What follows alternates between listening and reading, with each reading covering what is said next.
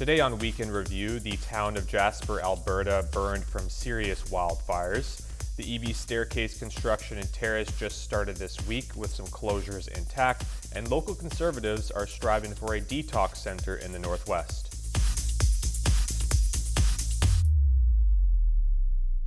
Good evening, I'm Damian Smith, and thanks for tuning into Week in Review.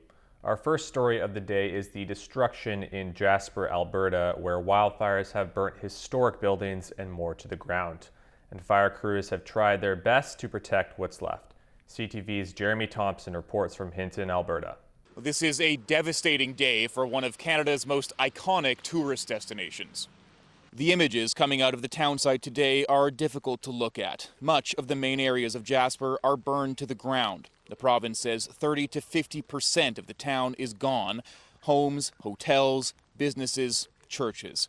The situation reached a critical point yesterday afternoon when the larger of two wildfires was pushed towards Jasper from the south by strong winds, causing flames up to 100 meters high, traveling 5 kilometers in half an hour. All first responders, except for firefighters and some incident commanders, were evacuated as the fire approached the town, reaching Jasper just before 7 p.m. We're told every effort was made to protect the town, but they were largely unsuccessful.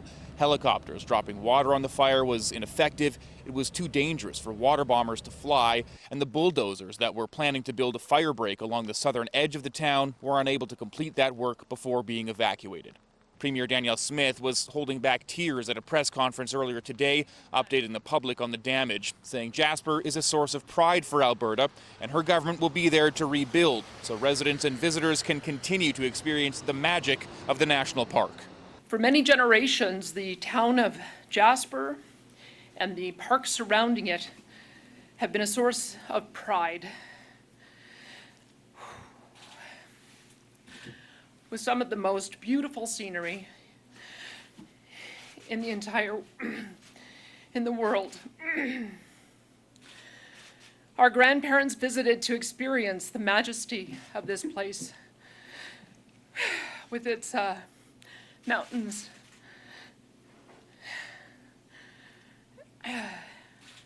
and lakes and meadows. 25,000 people were evacuated successfully from the national park and the town site, and there are no reports of any injuries. Meantime, the firefight continues as crews from 34 communities have arrived in Jasper to help fight this fire, and the focus has now shifted from wildfire fighting to protecting as many structures and critical infrastructure as possible. Reporting from near Hinton, Jeremy Thompson, CTV News. And with these hundreds of wildfires burning throughout the province, plenty of smoke is filling the sky, impacting air quality in most of BC. CTV's Rob Buffum has the latest. Smoke billows from an out-of-control wildfire near Souk, one of more than 300 burning across BC, impacting air quality in many parts of the province, especially the interior, north, and the border with Alberta. The east side of the province is under a special air quality statement. There's some places that are in really high concentrations of smoke and others that are kind of wafting in and out. Skies in Greater Victoria and the Lower Mainland relatively clear today, but experts say increasingly smoky skies could well be in the forecast for much of BC as we go deeper into fire season, causing experts to remind folks to be prepared. What do you need to do to maybe change your outdoor recreation habits, the kinds of things you might do at different times of the day when you know the air quality is going to be at its worst? Because with those particle-filled skies comes a range of health risks. This includes various types of cancer, from lung cancer to brain cancer, as well as worsening symptoms of asthma and other chronic respiratory problems. A harsh truth borne out last summer in 100 Mile, when 9-year-old Carter Vi died of an asthma attack exacerbated by wildfire smoke. His family raised funds for air purifiers for every classroom at his school and air monitors for homes in town to prevent other unexpected tragedies. Everyone in the room was crying, and I never thought that day we would be walking out of there without him. The challenges of wildfires for the vulnerable include practical ones. The health minister noting evacuations of long-term care homes in Williams Lake last night were complicated because most patients are so frail. The reality is with a care home and to a degree in acute care, it requires longer to evacuate. The majority of people in long-term care live with dementia. As British Columbians brace for the heart of wildfire season and the smoke that it brings. Up next, we'll take a look at this week's pair of fires in the Bulkley-Nechako area.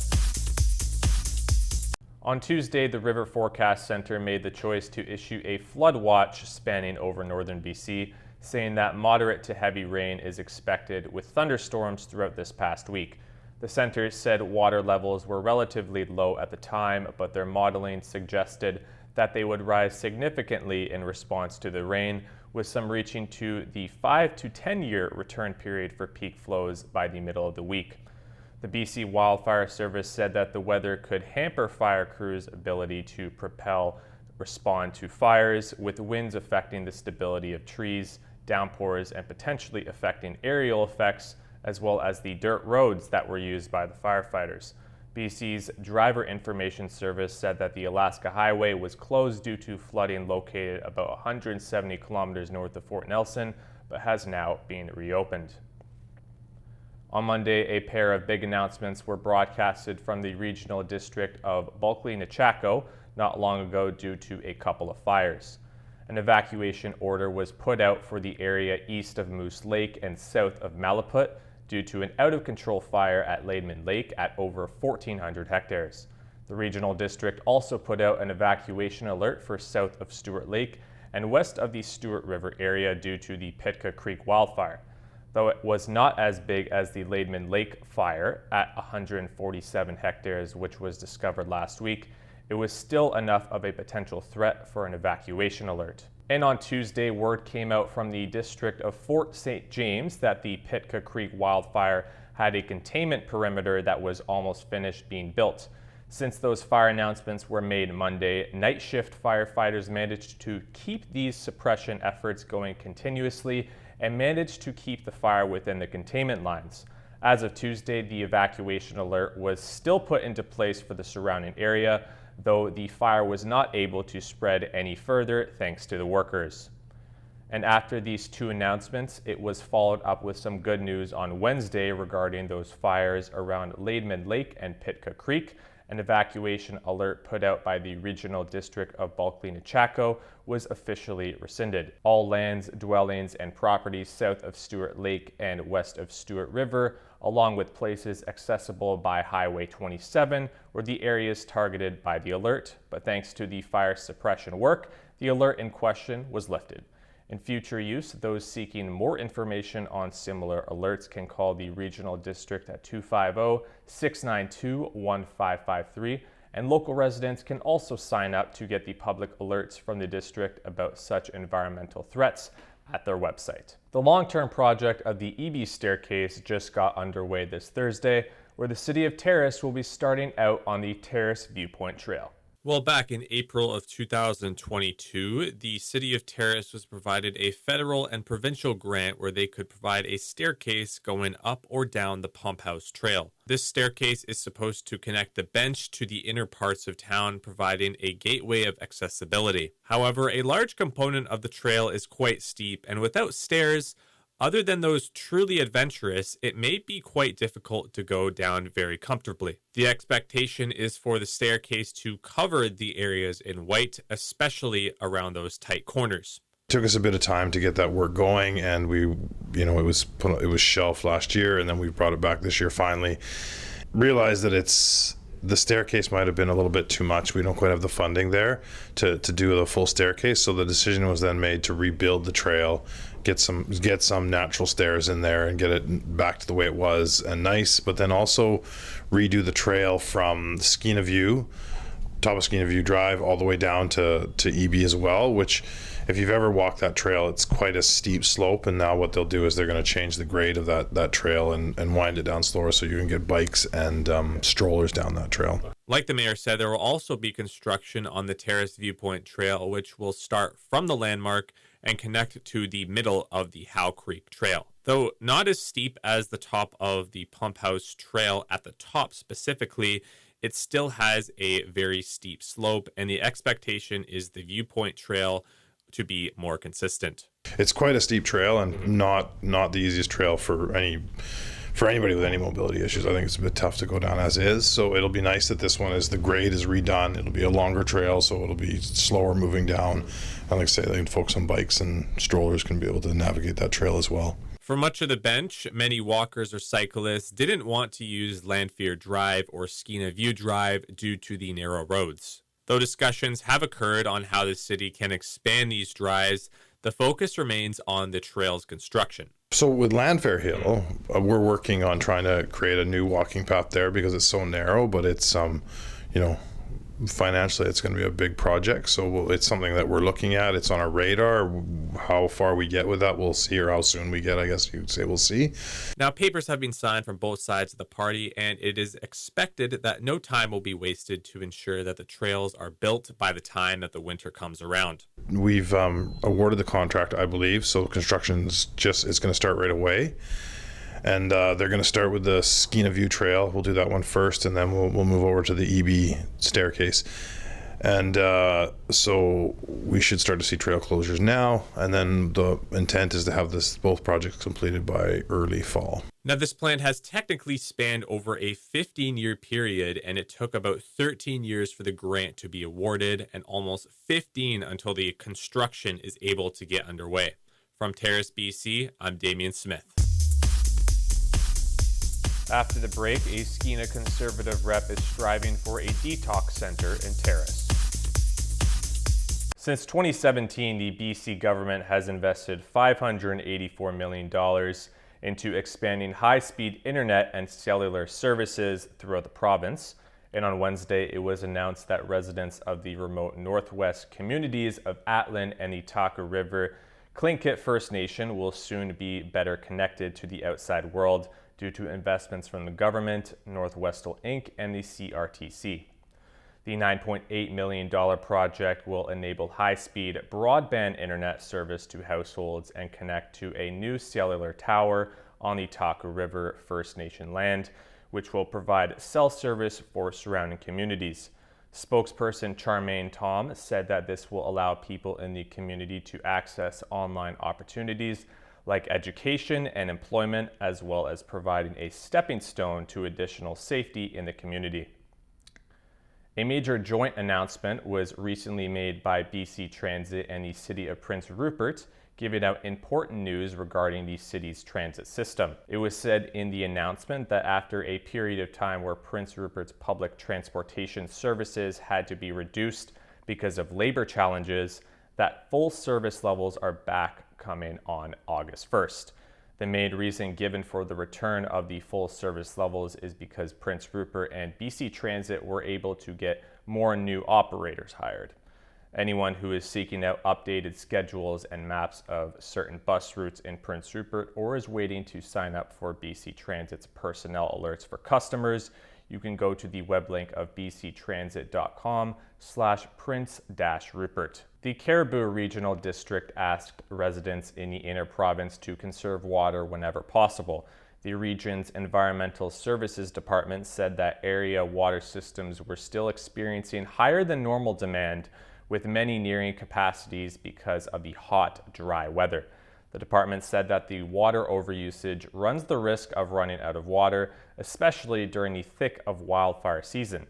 The district is also currently reminding residents of mandatory sprinkling restrictions in effect from May 1st to October 1st. With the October provincial election looming, we're starting to hear more from our electoral candidates. Conservative candidate for Skeena, Claire Rattay, recently shared her support for a detox treatment center in Terrace. CFTK's Jaylene Matthews caught up with Rattay. Conservative candidate for Skeena, Claire Rattay, says the Northwest needs a detox.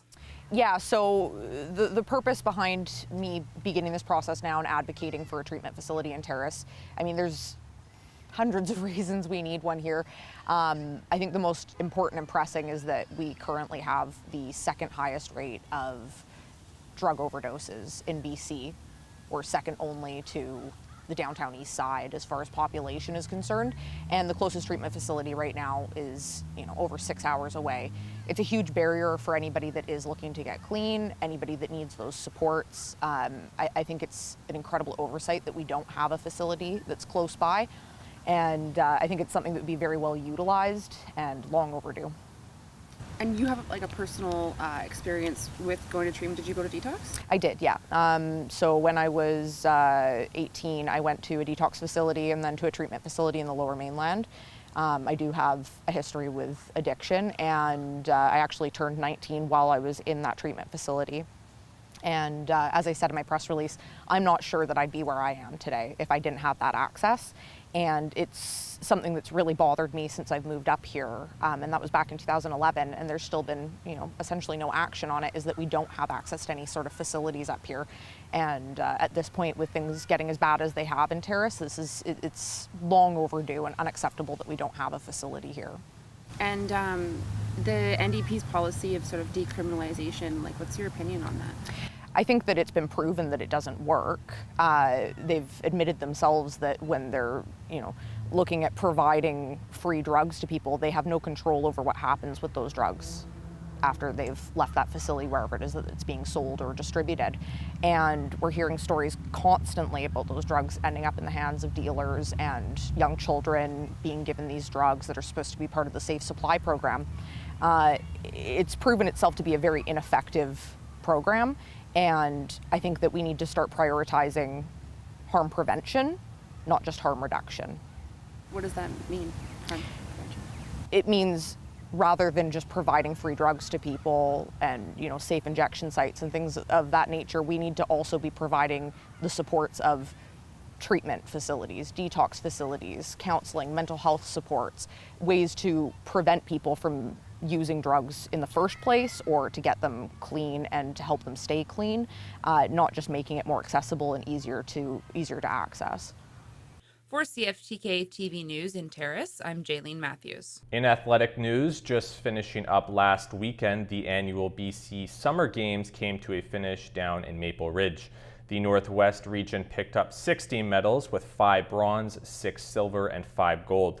Bronze medals were accomplished including 3 in wrestling, 1 in triathlon, and 1 in sailing.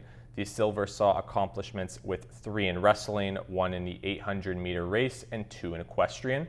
And finally, the gold with 1 in triathlon, 2 in swimming, 1 in basketball, and 1 in the mixed 4x100-meter relay. The Smithers Community Services Association is struggling to find a new housekeeper for the Better at Home program. This issue is creating problems for at least one client in Annette Mace, who is a longtime client of Better at Home. Her previous housekeeper resigned back in April, and since then, Mace and her husband have struggled to do tasks such as dusting and mopping the floor. Many seniors rely on the Better at Home program, which is available to seniors who may need grocery shopping, housekeeping, snow shoveling, and many more services. Myung Lee, who is the executive director for the association, would like a new hire as soon as possible, and Lee is looking for someone who can provide cleaning services but who will also socialize with the clients in the meantime. The program is suggesting for clients to find private housekeeping until they can find a new hire. Last week, Bill C-277, which is an act to establish a national strategy on brain injuries, was presented in the House of Commons. CFTK's Jaylene Matthews has more on what kind of impact this bill should make. It's a bill that promises to make a difference in the lives of Canadians. The proposal to create an integrated national strategy on brain injury that supports awareness, prevention, and treatment. Yvonne Nielsen is a longtime advocate for brain injury awareness. I have a brain injury, and I was in a serious car crash close to 37 years ago, and for me, I came back to Terrace, and nobody knew what a brain injury is, and so I went to the brain injury conferences in Vancouver and in different places in BC and then across the country, and I brought information back. And one of the tools like I learned about myself as well as I brought information back to the community terrace. She says she's attended activity groups with brain injury societies in other parts of the province, but they don't exist yet in Terrace. When I've gone to brain injury conferences, I've been at Naramata, and one year they had kayaking, and so I went and tried that out, and then we did volleyball, and we were all in the same physical problems, so we all did the same thing. Like we all had, and we did lawn bowling and stuff, and that's what we need is activities and stuff. MP Taylor Backrack says right now care is fragmented. People are working in silos at the federal, provincial, and local government levels. There are advocacy groups out there who are doing incredible work with very little funding.